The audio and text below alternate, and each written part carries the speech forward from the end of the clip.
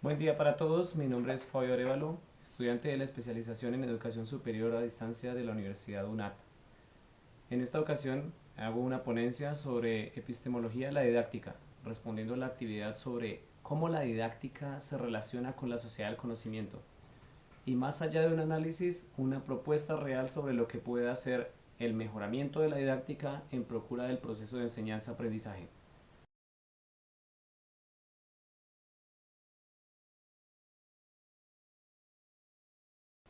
Veamos entonces lo que es epistemología. Epistemología, como lo define Barragán, es la búsqueda continua de la perfección del conocimiento. Ello involucra también el proceso de aprendizaje. Desde saber, desde tener los conocimientos, desde aplicarlos también hasta hacer. Asumir dentro del contexto que nosotros tenemos el conocimiento o que el individuo tiene el conocimiento para aplicar y para contextualizar, para usar dentro de una investigación, para proponer algo nuevo dentro de su misma comunidad o dentro de su contexto. Existen alrededor de 8 tipos de conocimiento o alrededor de 8 tipos de saber.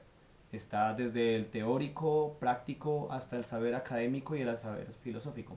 Sin embargo, más que definirlos, es importante tener en cuenta que es la esencia de la educación.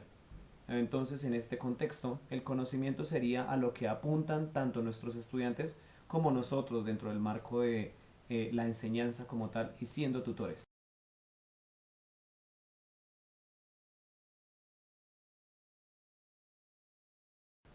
Un segundo concepto es didáctica.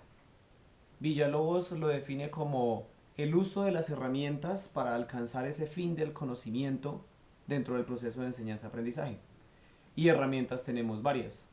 Tenemos, de hecho, muchas en la sociedad del conocimiento que explora cada día más tecnologías y que explora la manera de desarrollar mejores técnicas y mejores prácticas.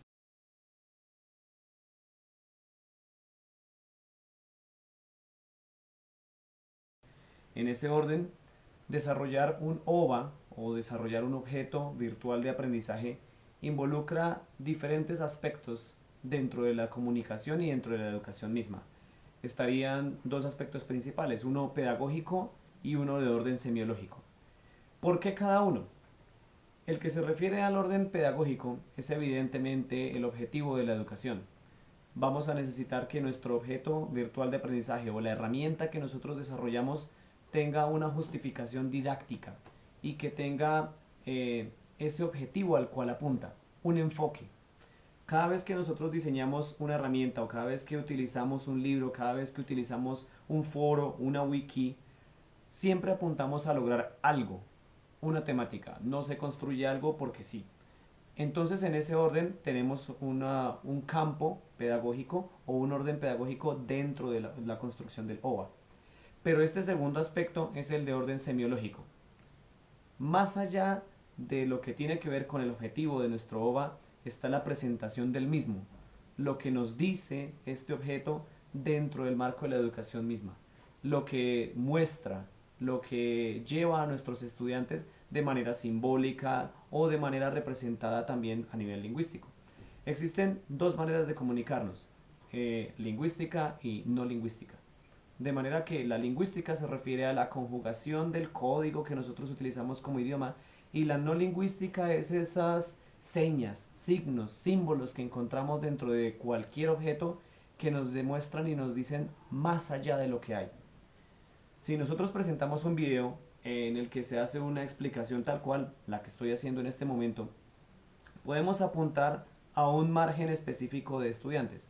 Pero si nos referimos a otro rango de edad, tal vez edades entre 7 y 10 años, requerimos de algo diferente, algo que llame la atención. Y ello es lo que estudiaríamos dentro del orden semiológico.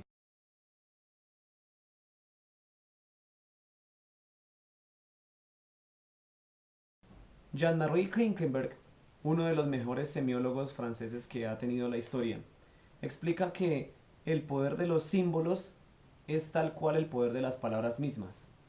De manera que si capturamos la atención de nuestros estudiantes con símbolos y con códigos que están más allá de las palabras, hacemos y creamos un entorno dentro del cual el estudiante se siente más ameno y se siente más cómodo al aprender. Todo obviamente relacionado dentro del orden también del pedagógico de la construcción de nuestro OA.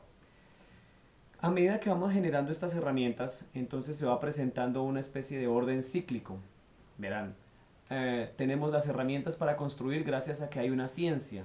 Esa ciencia produce una tecnología que nos ayuda a la educación. Y la educación, por su parte, ayuda a producir la ciencia. De manera que tenemos tres componentes que van girando constantemente y van mejorándose de manera continua. La educación produciendo una ciencia y la ciencia produciendo una tecnología que nos ayuda a la educación. Es importante tenerlo en cuenta. ¿Por qué? Porque cada vez que nosotros desarrollamos un objeto, como los que he mencionado, un objeto virtual de aprendizaje, estamos generando un paso más para que nuestros estudiantes, investigadores, desarrolladores, generen nuevas ideas y nuevas soluciones. Y ahí es donde viene el orden epistemológico de esta didáctica o de este desarrollo de OA.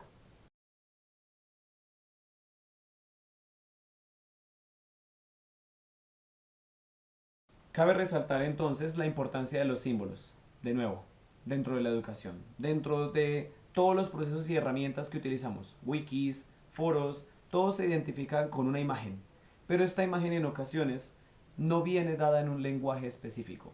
Si asistimos a una wiki y conocemos el símbolo de la wiki, todos ya sabemos cuál debe ser nuestro rol en la participación, aún incluso cuando ésta nos explica. Si vemos el símbolo de una red, ya la conocemos y tenemos el acceso a Internet. En fin, desde un icono pequeño que simboliza a una persona y la participación en un foro hasta la producción de un video o en la escucha de un audio. ¿Mm? Es importante que lo tengamos en cuenta porque empezamos a comunicarnos con estudiantes muy familiarizados con ciberlingua.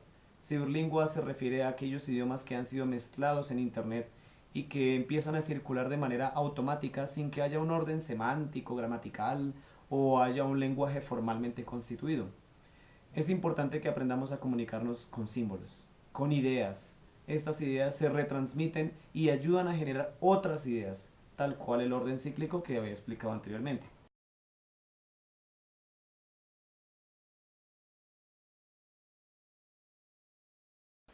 Existen dos modelos importantes que he querido relacionar en esta ponencia. El primero se refiere al concepto de escuela abierta de Francesco Tonucci y el segundo se refiere a la teoría de inteligencias múltiples de Howard Gardner. El primero, el del italiano, de quien aún podemos encontrar mucho material y podemos encontrar conferencias incluso en vivo, se refiere a un modelo abierto, a un modelo de educación en el que los estudiantes no absorben los conceptos, sino que están utilizando los conceptos que a diario investigan para generar nuevas soluciones. Y el rol que cambiamos es el rol del maestro, pues no está impartiendo, como se solía antes, un conocimiento, no está haciendo de manera repetitiva sobre los estudiantes, sino que está orientando un proceso de investigación. Entonces, nuestros estudiantes encuentran una problemática en contexto y empiezan a solucionarla, empiezan a presentar nuevas ideas para darle un cambio o una solución a esa problemática. El rol entonces del guía o del docente es que a través de su área específica del conocimiento, oriente esa investigación para que tenga un enfoque, para que tenga unas hipótesis, para que tenga un objeto y para que tenga además un impacto sobre la comunidad. Es importante resaltar que es necesario entonces que hayan conceptos previos. Los estudiantes deberán tener unos conceptos previos sobre los cuales están trabajando, pero ya no es el modelo específico y esquemático sobre el cual el concepto tenía que repetirse para aprenderse, sino que el concepto se investiga y se aplica. Y esta es una excelente manera de absorber justamente lo que estamos necesitando. Hemos llegado hasta este punto porque la didáctica en ese momento se transforma por completo y pasa a ser más de la contextualización del conocimiento. He ahí la parte epistemológica.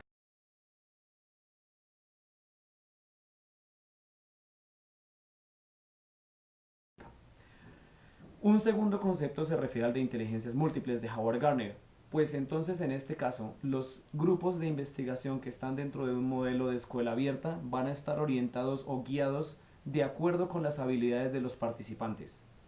Y es importante entonces que los estudiantes conozcan su enfoque y conozcan sus habilidades, para que además el docente, el tutor, pueda desde su área saber y conocer las estrategias que puede emplear cada uno de los grupos o cada uno de los equipos de trabajo mejor.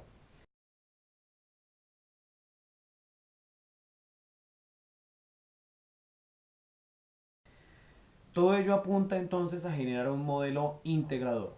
Ya no nos referimos a cuál es correcto o cuál es incorrecto, sino un modelo sobre el cual podamos recibir las estrategias desde la cultura, desde la participación de la comunidad y producir ideas y producir o generar soluciones en contexto. La contextualización del conocimiento es, por ende, una de las soluciones contempladas dentro de la epistemología de la didáctica y más allá de eso, dentro de la epistemología de la educación misma. Muchas gracias.